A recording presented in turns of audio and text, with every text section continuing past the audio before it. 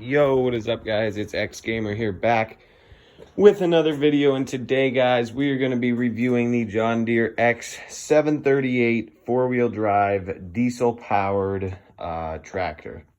I previously did a video on this, but the lighting quality wasn't the greatest. I recently, I moved it, built a shed, and put some better lighting and quality and all that into it.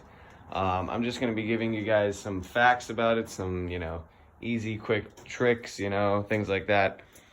But to start off, let's get on with the attachments. There are several different attachments you can get. You can get the plow that we have right here.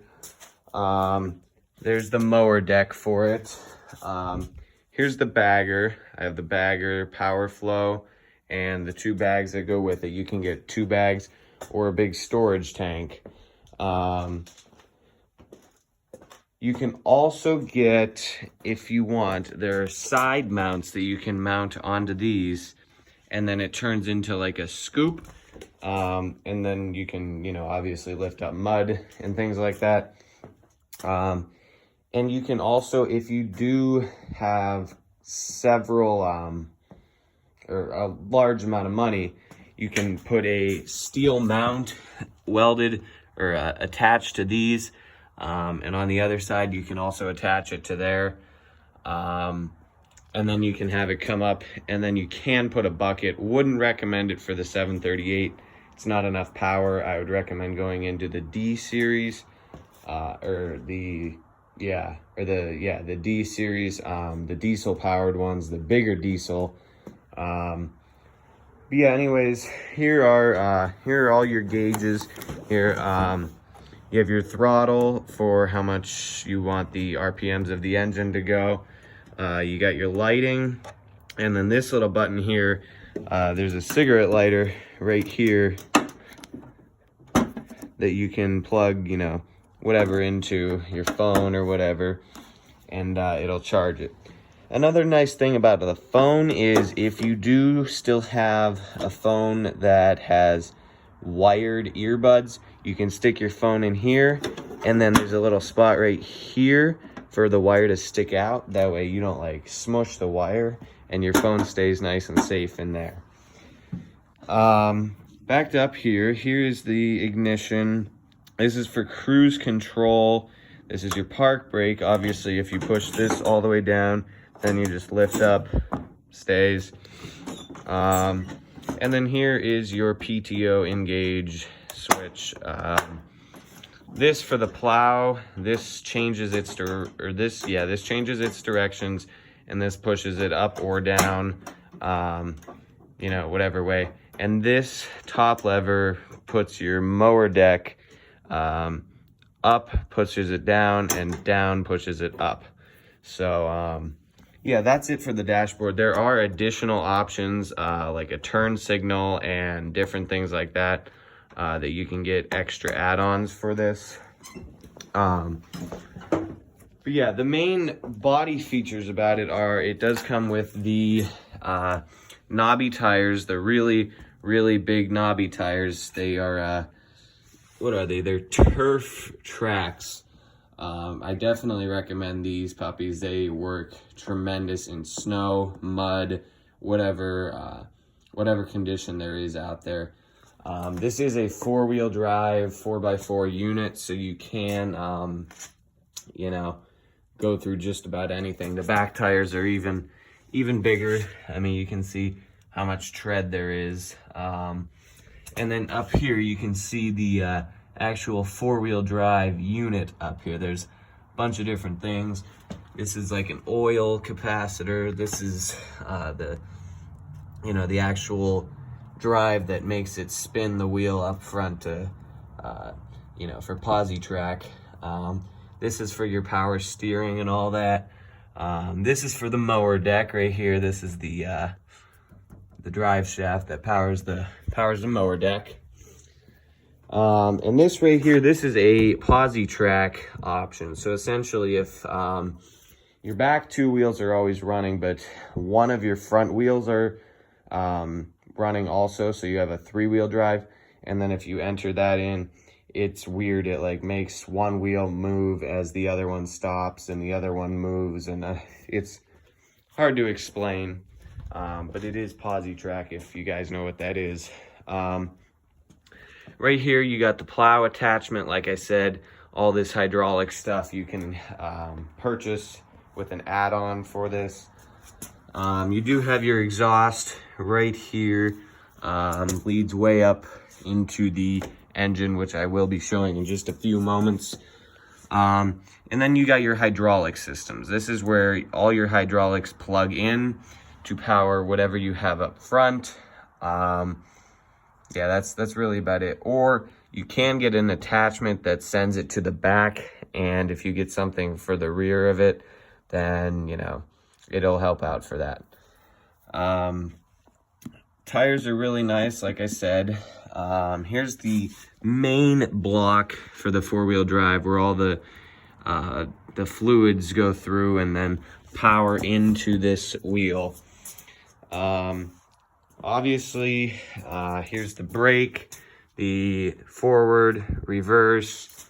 Oh yeah, and one more thing here, guys. If you have the PTO engaged and you want to go in reverse, you have to, there's this little feature right here, this yellow button.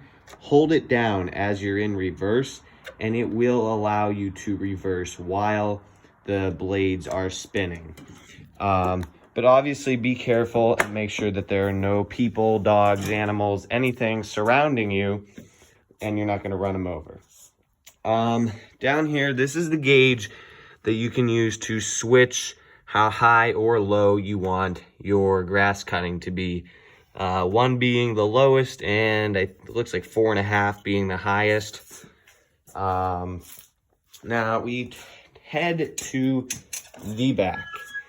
The back here, not too much to see. I mean, we got these little hooks right here. These are for the back attachment to hold the bags of grass. And then you got your turf motor right here, powers the 2 back wheels. Really reliable machine. Have had no problems with it. And then over here you have your, you have to scooch the seat up, and then you can see your hydraulic fluid right here. This is your hydraulic fluid.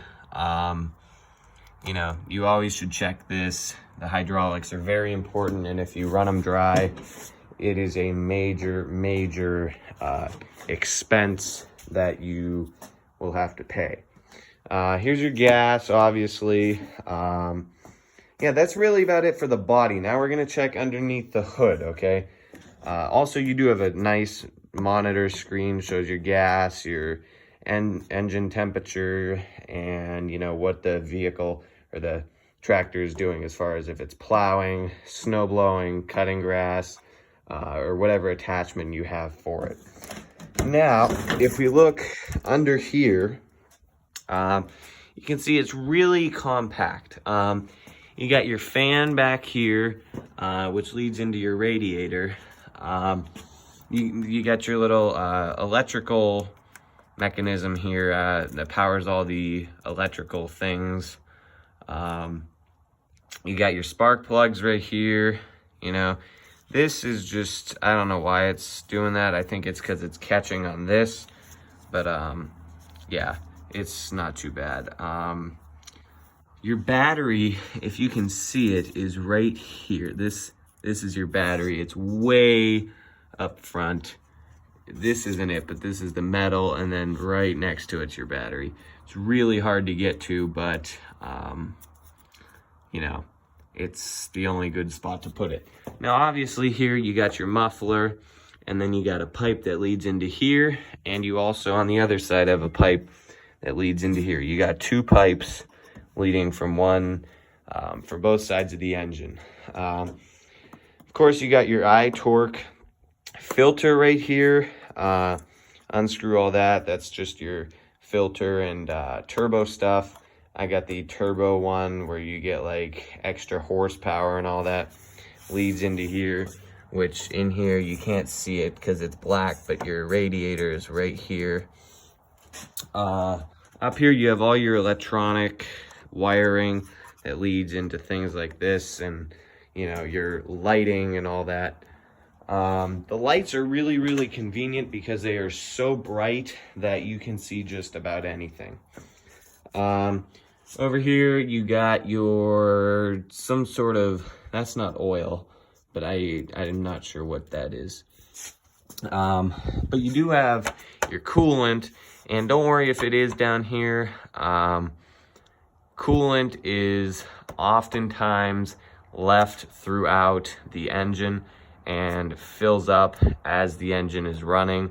But I mean, if it's like down here where there's like nothing left, then I definitely recommend to put some coolant in your tractor, because it's getting low. But here to about here is probably safe. I know it says minimum, but that's just because, like I said, it's mostly in the radiators and all that, and didn't come out. Right here, you got some engine tubes that blow air in and out throughout the entire engine. You got your oil filter right here. This is a, you know, nice little convenient spot for the oil filter. And then right here, you got your pressure line that goes, this is, I do believe, for something along the lines of your gas, as far as giving it like a manual or a automatic choke system. That way it like starts up easier. Over here you do have your engine mounts, right here and here on both sides. You have engine mounts, because this is a very big engine, believe it or not, and it rattles this machine. Doesn't rattle it, but it gives it a lot of vibration, and those kind of absorb it and make it not so bad. This is your coolant opener right here, your muffler guard, and up here is all the information as far as servicing it. And then, yeah, that's really about it. But one more feature that I would like to point out is that these lights, like I said, they are in a very John Deere did something new with the lights where they add in extra little like grooves so that it really reflects the light out, so it's almost blinding. But yeah, it's really nice, because if you're snow plowing and it's pitch black, they really help. Yeah, there's your battery down there. But yeah, that's really about it for this video, guys. If you want to see more about the John Deere, I am more than happy to show you more features about it. I know quite a bit more about it, but these are just the basics to it. In general, it is a very good machine. I would probably 10 out of 10 recommend it for anybody to buy. I've bought it, you know, I've had John Deere's my whole life, and they're very reliable. And this one's really reliable and can never, I mean, I haven't gotten it stuck once yet. And I don't plan on getting it stuck. And I live in the countryside where there's a lot of mud, you know, deep quicksand and all that, and it still somehow survives. But yeah, guys, I recommend this. And if you did enjoy this video, drop a like, subscribe, and turn on the bell. I will be doing more videos probably a couple times a week, so tune in for those. And have a great day, guys, and I will see you next time. Bye.